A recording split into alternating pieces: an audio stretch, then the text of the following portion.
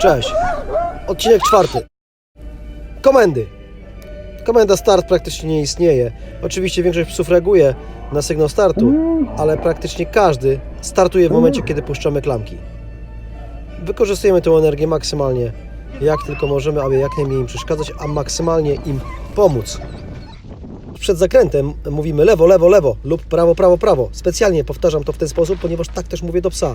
Używam komend polskich lub eskimoskich klasycznych G lub H. Czasami mieszam te dwie komendy, mówiąc G, prawo, prawo lub H, lewo, lewo, lewo. Kiedy widzę, że pies zareagował dobrze na komendę, ewentualnie go poprawię, mówię OK.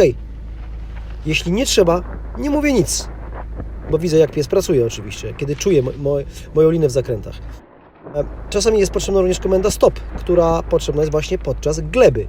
Wtedy może przez chwilę zadziała, może nie. Kiedy psy są w grupie, to generalnie się kończy na tym, że musimy kawałeczek powiedzieć ze swoim rowerem.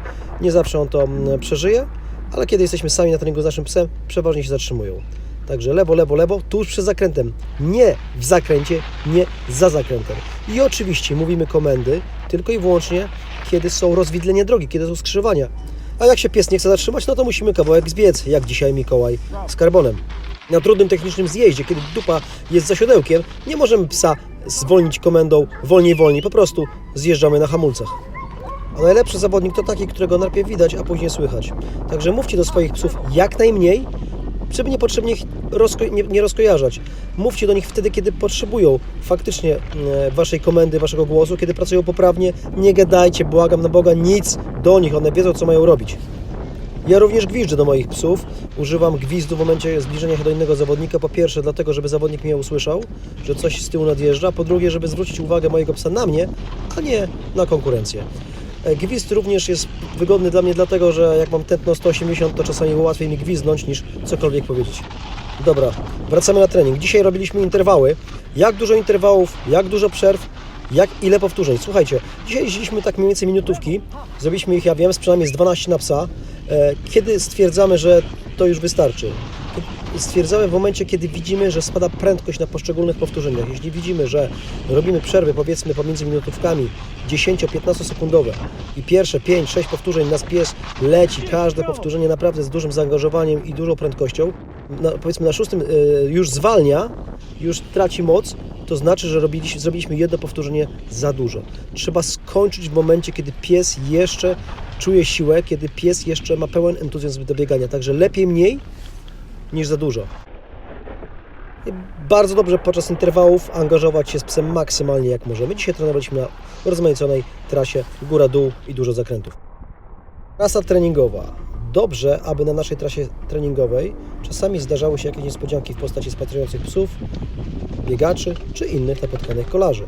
Wtedy nasz pies przyzwyczaja się do różnych nowych sytuacji, ale dobrze, aby to był pies, który już potrafi biegać, niekoniecznie na początku, nie na pierwszych lekcjach, tylko już na którejś lekcji, kiedy już ogarnia podstawy. Jeszcze mała dygresja, bo zapomniałem o tym wcześniej powiedzieć. Na ujęciu za chwileczkę będzie widać, jak pracuję na nogach. Zobaczcie, ja nie siedzę dupą na siodełku. Cały czas moje nogi są najlepszą amortyzacją i jak najwięcej staram się tych nierówności na zjazdach wyłapywać siłą własnych nóg. Dobra, ale wracamy do trasy treningowej. Dobrze mieć 2-3 różne trasy treningowe. Ja mam akurat jednego single tracka, do tego 2 trasy na tempówki, gdzie rozwijamy duże prędkości do 40-45 na godzinę i gdzie możemy ćwiczyć wytrzymałość i szybkość. Natomiast na single tracku ćwiczymy tak naprawdę przede wszystkim i technikę, ale również siłę psa. Nie potrzebujemy bardzo często używać ciężkiego sprzętu, na przykład quada, czego za bardzo nie lubię. Raz na jakiś czas tylko robię trening z quadem, aby zgrać team cały mój zaprzęg. Natomiast na takim single tracku pies pracuje bardzo siłowo, w każdym zakręcie, na każdym podjeździe nas wyciąga. Na zjazdach również czuje opór naszych hamulców, a my również na takiej trasie musimy się bardzo mocno pomęczyć. Bardzo dobrze, jeśli trenujemy na naszych trasach systematycznie. Bardzo dobrze, jeśli mamy 2, 3, 4 trasy, na których możemy sprawdzać nasz progres. Robimy wtedy pomiary czasu na poszczególnych kilometrach, w poszczególnych miesiącach dla poszczególnych psów, jeśli mamy ich więcej. Dzięki temu możemy obserwować, czy robimy jakiekolwiek postępy i który z naszych psów jest najlepszy. I czasami jest tak, że jeden pies najlepszy jest na pierwszych 2 kilometrach, a inny wygrywa zawsze na 4., 5. Trasy treningowe znamy bezbłędnie, nie ma tu o czym mówić. Oczywiście każdy zakręt znamy na wylot, każdy kamień i korzeń. Natomiast jeśli mówimy o zawodach, sprawa wygląda trochę trudniej.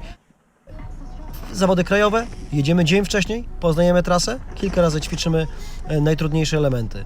Natomiast jeśli mamy Mistrzostwa Świata lub Europy, staramy się pojechać 3-4 dni wcześniej nawet na trasę, żeby ją poznać, żeby sprawdzić każdy trudny element. Czasami każdy zakręt ćwiczymy nawet kilkanaście razy. Jeśli mamy możliwość, możemy naszego psa nauczyć trasy wyścigu, natomiast przynajmniej 2 dni przed zawodami, aby nie był zmęczony. A po drugie musimy mieć 100% pewność, że nikt tej trasy nie zmieni, bo jeśli trasa zostanie zmieniona, pies poleci starą wersję i gwarantuje Wam glebę lub błąd lub skok przez taśmy, bo poleci na pamięć. A pamięć te psy mają doskonałą, jeśli chodzi o orientację w terenie. Dlatego lepiej wtedy w takim przypadku w ogóle psu trasy nie pokazywać. Bo pies wie, że ma trzymać się ścieżki i drogi. Do tego doskonale czuje linę i ruch naszego ciała.